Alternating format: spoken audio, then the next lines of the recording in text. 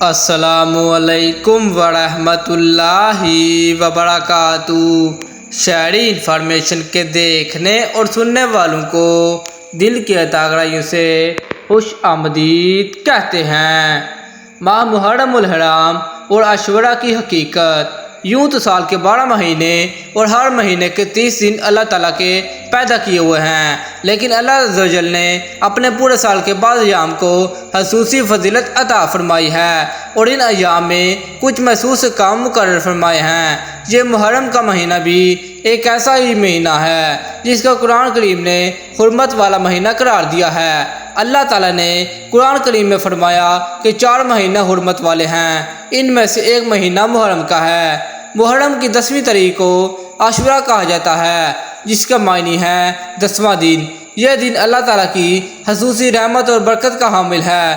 جب تک رمضان کے روزہ فرض نہیں ہوئے تھے اس وقت تک عاشوراء کا روزہ رکھنا مسلمانوں پر فرض قرار دیا گیا تھا۔ بعد میں جب رمضان کے روزے فرض ہوئے تو اس وقت عاشوراء کے روزے کی فضیلت منسوخ ہو گئی، لیکن نبی کریم صلی اللہ علیہ وسلم نے عاشوراء کے دن کا روزہ رکھنے کو سنت اور مستحب قرار دیا۔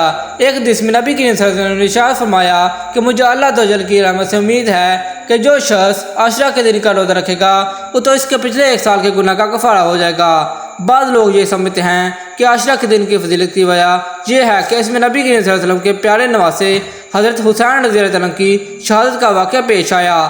اس شہادت کے پیش آنے کی وجہ سے عاشوراء کے دن مقدس اور حرمت والا بن گیا۔ یہ بات صحیح نہیں ہے۔ خود نبی کریم صلی اللہ علیہ وسلم کے عہد مبارک میں عاشوراء کا دن مقدس سمجھا جاتا تھا اور آپ نے اس بارے میں احکام بیان فرمایا تھا۔ قرآن کریم نے اس حرمت کا اعلان فرمایا ہے۔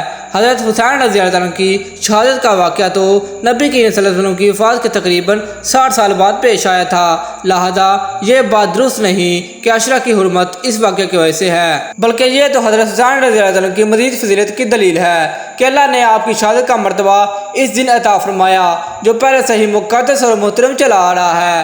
بہرحال عاشوراء کا دن ایک مقدس دن ہے۔ اس دن کے مقدس ہونے کی وجہ کیا ہے یہ اللہ تعالیٰ ہی بہتر جانتے ہیں کہ اس دن کو اللہ تعالیٰ نے دوسرے دنوں پر کیوں فضیلت دی اور اس دن کا کیا مرتبہ رکھا، اللہ ہی بہتر جانتا ہے۔ ہمیں اس کی تحقیق میں پڑھنے کی ضرورت نہیں۔ بعض لوگوں میں یہ مشہور ہے کہ جب حضرت آدم علیہ السلام دنیا میں اترے تو وہ عاشوراء کا دن تھا، اور جب حضرت نوح کی کشتی طوفان کے بعد خشکی میں اتری تو وہ بھی دن عاشوراء کا تھا۔ حضرت ابراہیم کو جب آگ میں ڈالا گیا اس آگ کو اللہ تعالیٰ نے ان کے لیے گلزار بنا دیا، وہ بھی دن عاشوراء کا دن تھا، اور قیامت عاشوراء کے دن قائم ہوگی۔ یہ باتیں لوگوں میں مشہور ہیں لیکن ان کی کوئی اصل بیان نہیں ہے۔ کوئی صحیح روایت ایسی نہیں ہے جو یہ بیان کرتی ہو کہ یہ واقعات عاشوراء کے دن پیش آئے تھے۔ صرف ایک روایت میں ہے کہ جب حضرت موسیٰ علیہ السلام کا مقابلہ فرعون سے ہوا اور حضرت موسیٰ دریا کے کنارے پہنچ چکے تھے اور پیچھے فرعون کا لشکر آ رہا تھا تو اللہ تعالیٰ نے اس وقت حضرت موسیٰ کو حکم دیا کہ اپنی لاٹھی دریا کے پانی میں ماریں، جس کے نتیجے میں دریا میں راستے بن گئے اور ان راستوں کے ذریعے موسیٰ علیہ السلام کا لشکر دریا کے پار چلا گیا۔ اور جب فرعون دریا کے پاس پہنچا اور اس نے دریا میں خشک راستے دیکھے تو وہ بھی دریا کے اندر چلا گیا، لیکن جب فرعون کا پورا لشکر دریا کے بیچ میں پہنچا تو وہ پانی میں مل گیا۔ یہ واقعہ عاشوراء کے دن پیش آیا۔ اس کے بارے میں ایک روایت موجود ہے جو نسبتاً بہتر روایت ہے، لیکن اس کے علاوہ دوسرے واقعات ہیں ان کے عاشوراء کے دن میں ہونے پر کوئی اصل اور بنیاد نہیں۔ جیسا کہ میں نے عرض کیا کہ اس تحقیق میں پڑھنے کی ضرورت نہیں ہے کہ کس وجہ سے اللہ تعالیٰ نے اس دن کو فضیلت بخشی، بلکہ یہ سب اللہ عز و جل کے بنائے ہوئے ایام ہیں۔ وہ جس دن کو چاہتا ہے اپنی رحمتوں اور برکتوں کے نزول کے لیے متفق فرما لیتا ہے، وہ اس کی حکمت اور مصلحت کو جاننے والا ہے۔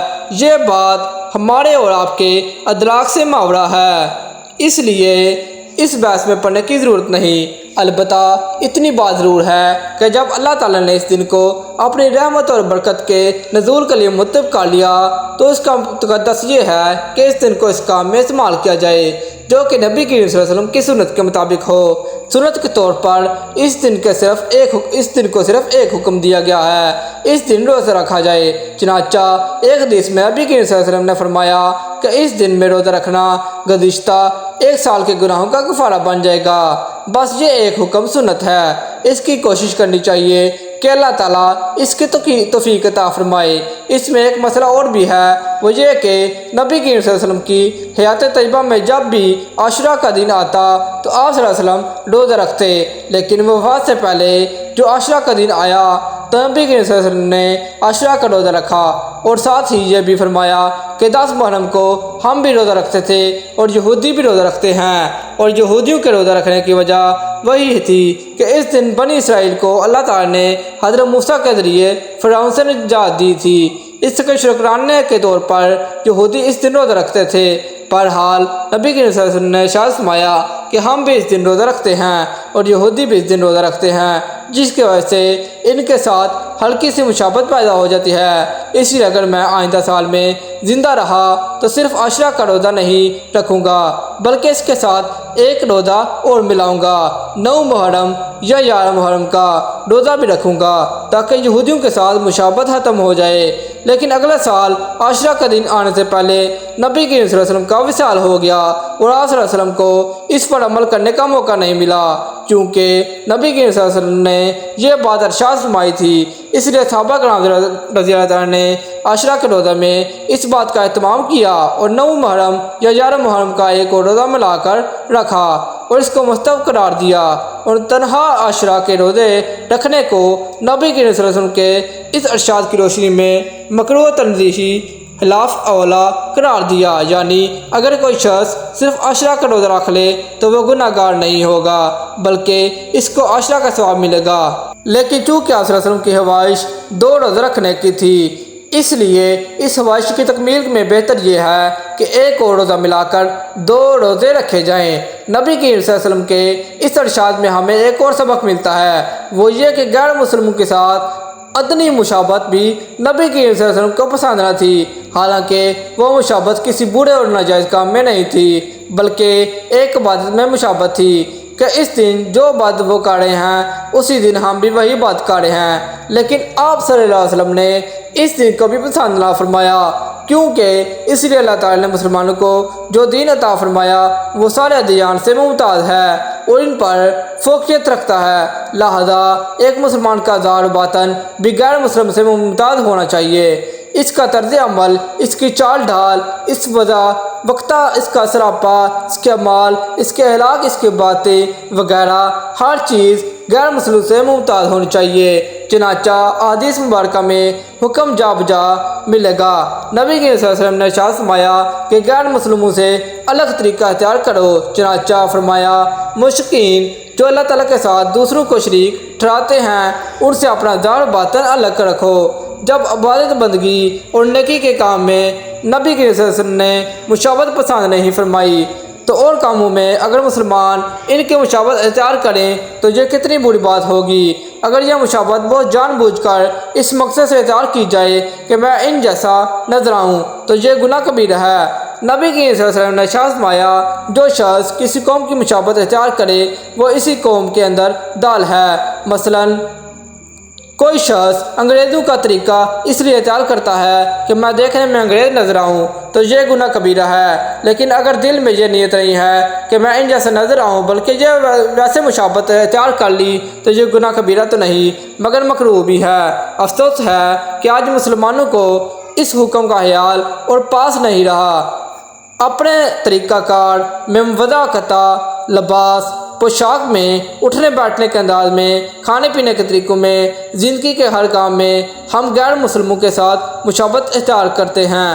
ان کی طرح کا لباس پہن رہے ہیں، ان کی زندگی کی طرح اپنی زندگی کا نظام بناتے ہیں، ان کی طرح کھاتے پیتے ہیں، ان کی طرح بیٹھتے ہیں، زندگی کے ہر کام میں ان کی نکالی کو ہم نے فیشن بنا لیا ہے۔ آپ اندازہ لگائیں کہ نبی کریم صلی اللہ علیہ وسلم نے عاشورہ کے دن روزہ رکھنے میں یہودیوں کے ساتھ مشابہت کو پسند نہیں فرمایا۔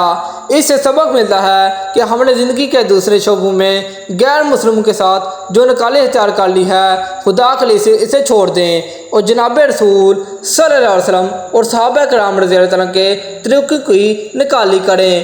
ان لوگوں کی نکالی نہ کریں جو روزانہ تمہاری پٹائی کرتے ہیں، جنہوں نے تم پر ظلم اور استبداد کا شکنجہ کسا ہوا ہے اور جو تمہیں انسانی حقوق دینے کو تیار نہیں۔ ان کی نکالی کر کے اور تم کیا حاصل ہوگا؟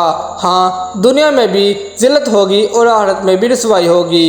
اللہ ہر مسلمان کو اس سے محفوظ رکھے، آمین۔ بہرحال اس مشابہت سے بچتے ہوئے عاشورہ کا روزہ رکھنا بھی بڑی فضیلت کا کام ہے۔ عاشورہ کا روزہ رکھنے کا حکم تو بڑا حق ہے۔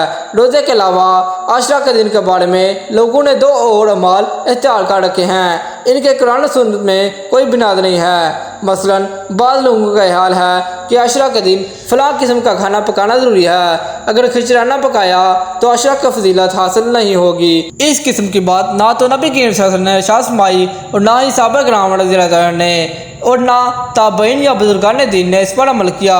صدیوں تک اس عمل کا کہیں وجود نہیں ملتا۔ ہاں، ایک ضعیف اور کمزور حدیث ہے، مضبوط حدیث نہیں ہے۔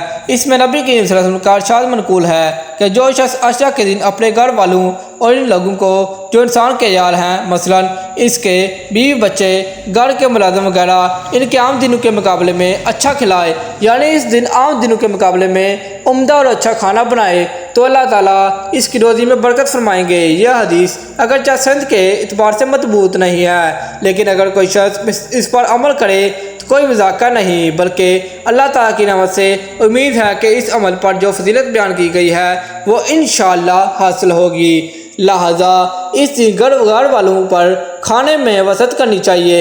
اس سے زیادہ لوگوں نے جو چیزیں اپنی طرف سے گاڑ لی ہیں، ان کی کوئی اصل بنیاد نہیں۔ قرآن کریم نے جہاں حرمت والے مہینوں کا ذکر فرمایا ہے، اس جگہ ایک عجیب جملہ ارشاد فرمایا ہے، یعنی ان حرمت والے مہینوں میں تم اپنی جانوں پر ظلم نہ کرو، اور ظلم نہ کرنے سے مراد یہ ہے کہ ان مہینوں میں گناہوں سے بچو، بدعات اور منکرات سے بچو، چونکہ اللہ تعالیٰ تو عالم الغیب ہیں، جانتے تھے کہ ان حرمت والے مہینوں میں لوگ اپنی جانوں پر ظلم اور اپنی طرف سے عبادت کے طریقے گھڑ کر ان پر عمل کرنا شروع کر دیں گے، اس لیے فرمایا کہ اپنی جانوں پر ظلم نہ کرو۔ شیعہ حضرات اس مہینے میں جو کچھ کرتے ہیں وہ اپنے مسلک کے مطابق کرتے ہیں۔ بہت سے اہل سنت حضرات بھی ایسی مجلس میں، تعزیوں اور ان کاموں میں شریک ہو جاتے ہیں جو بدعت اور منکر کی تعریف میں دال ہیں۔ قرآن کریم نے تو صاف حکم دے دیا کہ ان مہینوں میں اپنی جانوں پر ظلم نہ کریں، بلکہ ان اوقات کو اللہ کی عبادت میں اور اس کے ذکر اور اس کے لیے روزہ رکھتے ہیں، اس کی طرف رجوع کرنے میں اور اس سے دعائیں کرنے میں صرف کریں، اور ان فضولیات میں اپنے آپ کو بچائیں۔ اللہ تعالیٰ اپنے فضل و کرم سے اس مہینے کی حرمت اور عاشورہ کے حرمت اور عظمت سے فائدہ اٹھانے کی ہم سب کو توفیق عطا فرمائے، اور اپنی رضا کے مطابق اس دن کو گزارنے کی توفیق عطا فرمائے۔ اللہ پاک ہم سب کو عمل کی توفیق عطا فرمائے۔ جزاک اللہ۔ اسلامک ویڈیو دیکھنے کے لیے شہری انفارمیشن کو سبسکرائب کریں۔ تب تک کے لیے ملتے ہیں نیکسٹ ویڈیو میں۔ اللہ حافظ۔